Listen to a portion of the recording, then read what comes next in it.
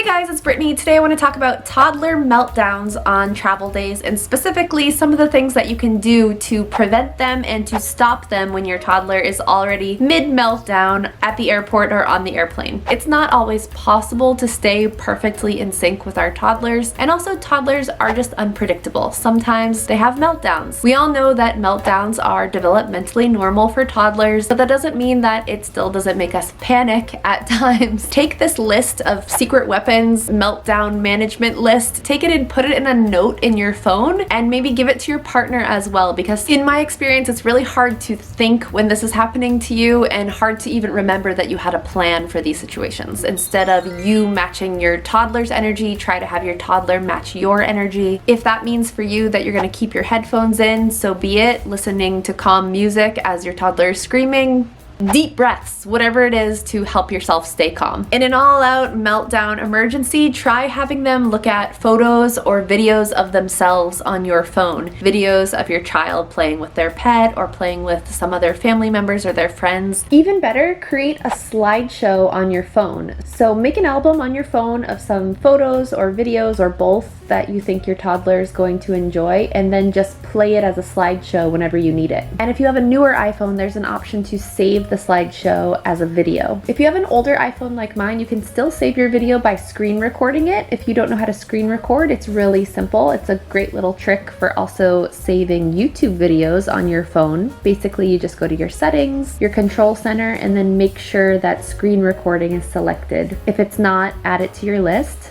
And then when you swipe down on the main screen of your phone, you'll see this little screen recording icon, which you can press whenever you're ready to start recording your YouTube video or slideshow. And I believe this automatically starts recording without sound, so in most cases you will want to include the sound. So just hold down on that icon and click on microphone on. This is kind of gold when you're trying to get them calmed down or just to distract them. Keep a Spotify playlist of their favorite songs that you know they really like. Some songs that my son really likes are super simple songs. These are on YouTube and also on Spotify. And something called The Happy Song by Imogen Heap. This is magical if you don't know about this one already, and it's also very, very calming for adults as well. A lot of YouTube videos, specific YouTube videos. I don't know if this happens to you too, but all of our mail and doorbell ringing seems to happen when my son is sleeping.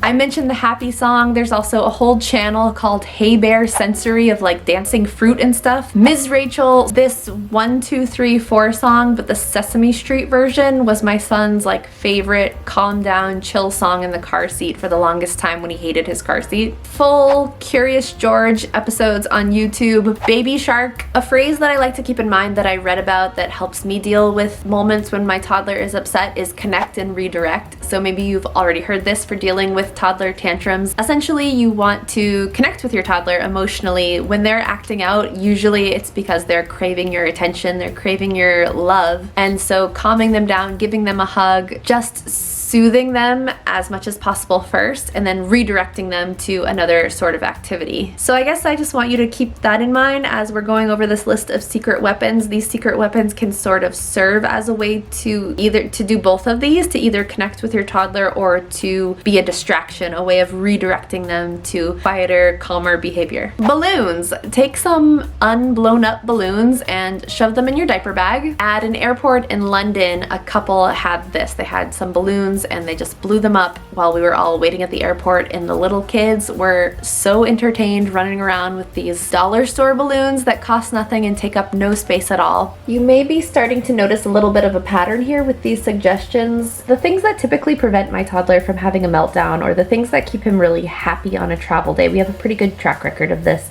is that we let him do the things that he's not necessarily allowed to do in everyday life. And that philosophy has worked really, really well for us, for keeping our son entertained and delighted on travel days. So consider doing this if this might work for your family too, breaking the rules a little bit, bending the rules, and letting your toddler do things that are a little bit out of the ordinary, at least on travel days. This next one is a secret weapon that I haven't tried yet, but I just had made yesterday. You can make a book, just a cheap little book from Shutterfly or something, try to get one when they're having a sale, and put photos in it of your child's favorite things. So them, but also family members and things that they love, all in one little photo book that you can hand to them, maybe surprise them with it when they're upset. I really like this idea in general because we're traveling a lot, we live really far away from family, and so it's a good way to remind my son of who his family is. If you're not already doing this, start teaching them songs that have gestures with them, so like Wheels on the Bus or Itsy Bitsy Spider, and do it with them when they're feeling calm, and then bust out these songs with the gestures when they're upset at the airport or in the airplane. For whatever reason, toddlers really love doing gestures. They like doing gestures with you singing, so you could always try one of those. Band-aids are a huge hit with my son. It doesn't even have to be the colorful kid band-aids, just regular band-aids will do. Collect those junk mailers or just junk mail that comes to your house. Don't throw it away, keep it. Bring it on your travel day, and then open it a little bit when your kid is feeling upset and hand it to them and just let them rip out the mail from the envelope. For whatever reason, this seems to entertain my son or distract him in certain moments. Lollipops.